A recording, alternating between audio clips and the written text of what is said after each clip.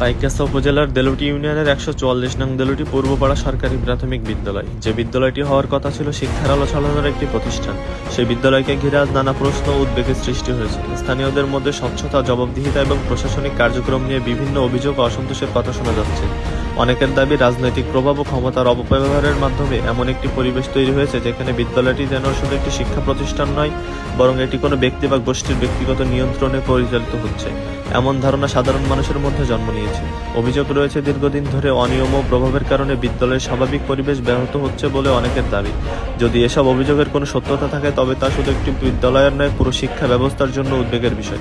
তাই সংশ্লিষ্ট কর্তৃপক্ষের কাছে একটাই প্রত্যাশা, সব অভিযোগ নিরপেক্ষতাভাবে তদন্ত করা হোক, সত্য উদ্ঘাটন করা হোক এবং প্রয়োজনে আইন অনুযায়ী ব্যবস্থা নেওয়া হোক। কারণ একটি সরকারি প্রাথমিক বিদ্যালয় কোনো ব্যক্তি বা গোষ্ঠীর নয়, এটি শিক্ষার্থী, অভিভাবক এবং রাষ্ট্রের সম্পদ। শিক্ষা প্রতিষ্ঠানের স্বচ্ছতা, জবাবদিহিতা ও সুশাসন নিশ্চিত হোক, এটাই আমার দাবি।